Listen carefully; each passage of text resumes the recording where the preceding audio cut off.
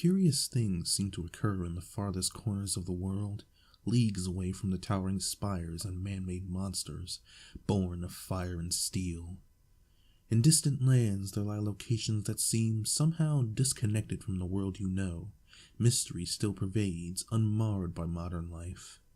The tale I tell you now is one pieced together from traveling whispers for those that know it are reluctant to tell. The scene for this story lies far to the north, farther than anyone of sound body and mind would ever have cause to travel. It is a barren land, one almost entirely devoid of life, for little could survive in its icy wastes. Its rising peaks and bitter ocean make it appear almost alien in nature, and so its days follow suit. Unlike the rest of our fair planet, its cycles differ. The sun remains hanging defiantly in the sky for weeks at a time, spitting in the face of convention.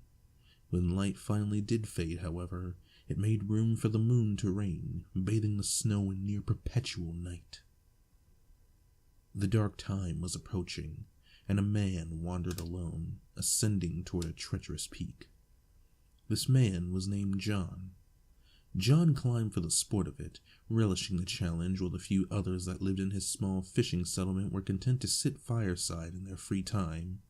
Spiteful winds lashed at his weathered face, sending white powder soaring. All he could do was smirk in return. Frozen air burned in his lungs with every breath. It made him feel alive.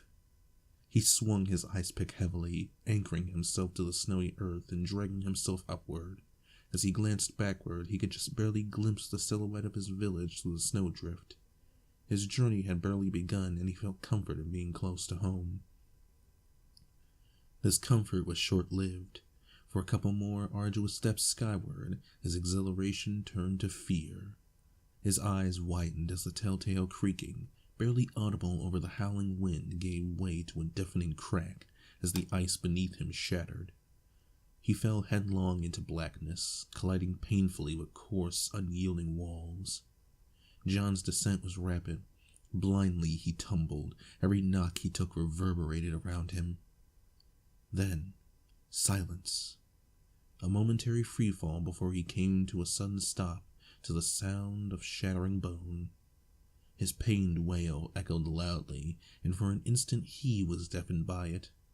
He struggled through the agony to hold on to consciousness. John rolled himself from his heavy pack, rolled on his back, and lay on solid ground. The spot of light above him seemed distant as he clutched his broken wrist. He breathed heavily, trying to calm himself as his body shook, fueled by a concoction of pain and adrenaline.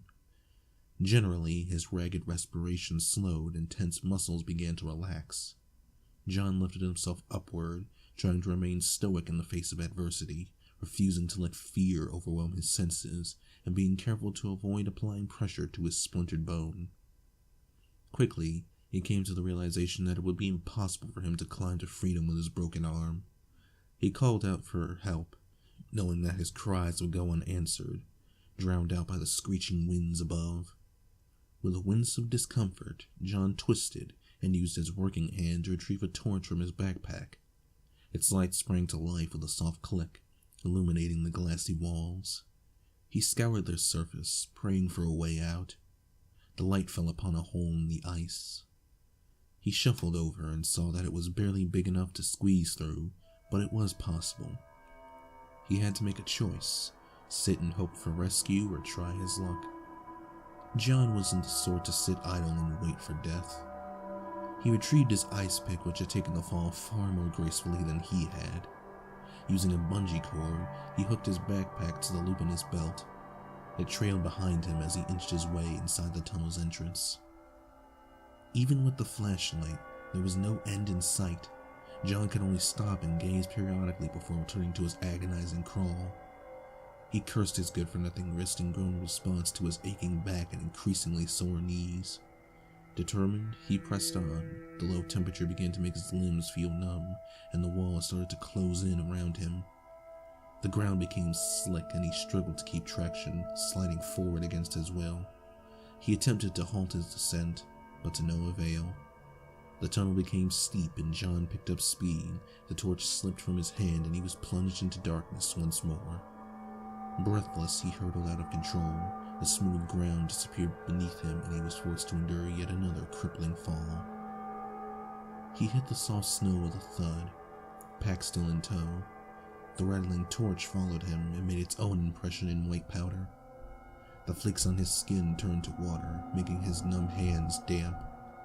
His broken wrist pulsed as he clutched it defensively. He gritted his teeth against the pain.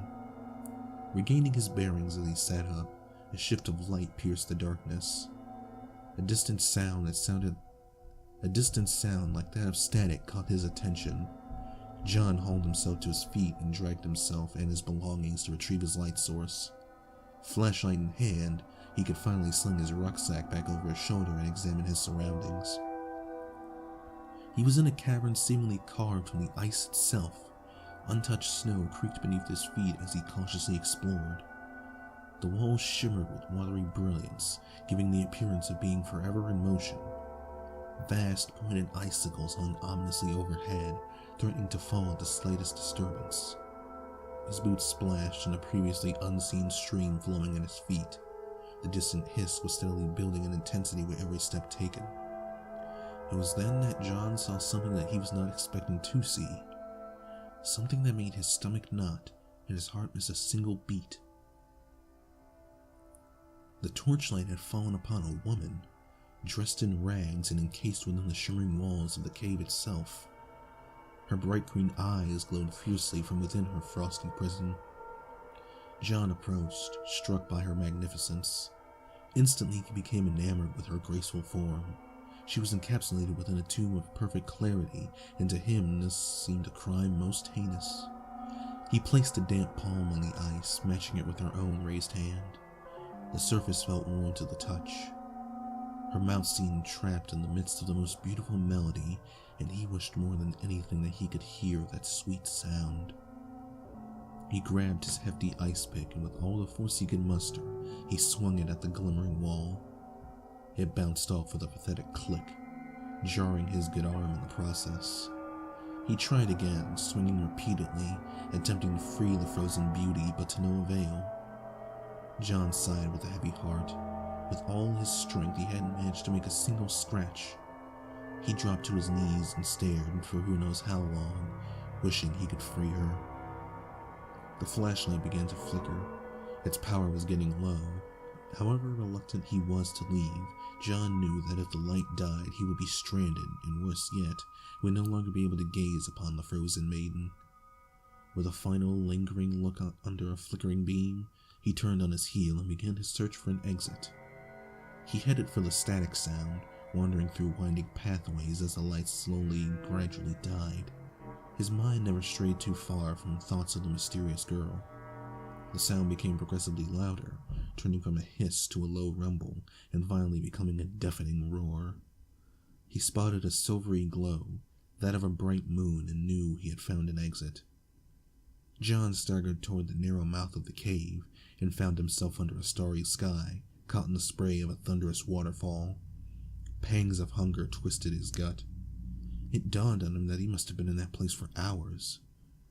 He shivered violently, trudging through the snow, feeling heavily fatigued. He was relieved to see the lights of his humble home in the near distance. This was not the end, however. John became infatuated with the cave and the mystifying woman trapped inside. Even when the near endless night began, he still traveled back to the cavern in his every waking hour to see her. His strange behavior did not go unnoticed by all the others in the settlement. Whispered rumors began spreading like the plague. Tall tales emerged in an attempt to explain why John turned from an active social member into a recluse. Every blackened day he would emerge from his home and disappear for hours at a time, only reappearing to sleep before the cycle started anew. All their theories were incorrect, however, for only he knew the truth. John didn't need the others. He had his fair maiden.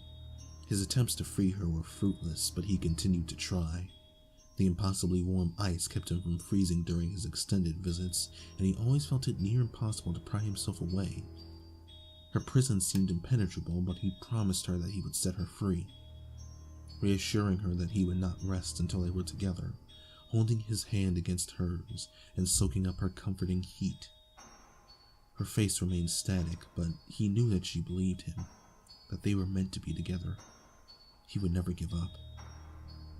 Over time, he became frustrated, attacking the ice with as much brutality as he could produce, disregarding his bound and broken wrist.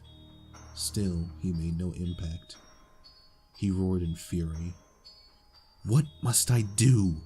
What will it take to set you free?" He pressed his ear to the slick surface, and his eyes grew large. Smiling, he told her that he understood, promised her that he would make it so. One was not enough to free her. He knew that now. First, he asked a single man to follow him to the cave, bewildered but curious to get to the bottom of John's strange behavior. He agreed immediately, and so he too became enamored with her. This continued over the next 11 days. Each man who followed John to the cave refused to speak of what lay within, but each one convinced the next to join him in experiencing it for themselves. Those out of the loop, particularly the women, demanded to know what was going on, unsettled by their unusual behavior. None could tell. On the final day, 12 men tried to break the ice, but it was hopeless. Disheartened by this, each grew frustrated just as John had in the beginning. Only he knew the truth of what had to be done.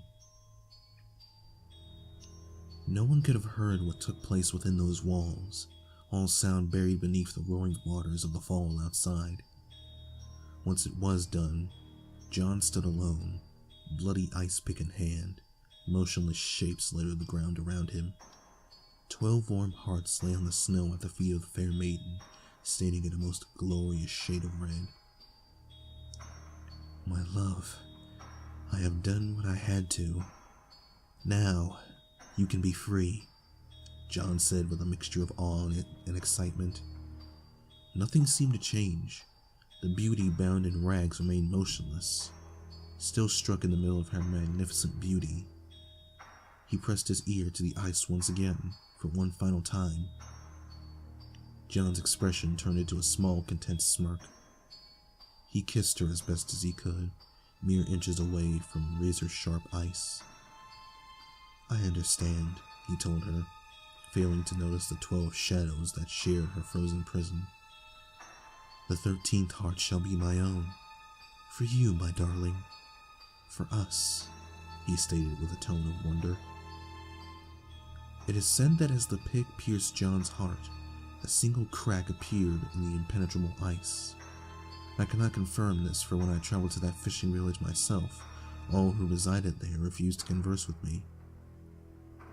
Perhaps this is all just make-believe, hearsay, and superstition. After all, no one could say what happened for sure. It can all be naught but fiction. What I can tell you is this, my friends. I found no beguiling beauty encased within the walls of that cave. I found no hearts piled upon the ground. All I found is this: 13 frozen corpses, chests wide open, and an immeasurable pile of shattered ice.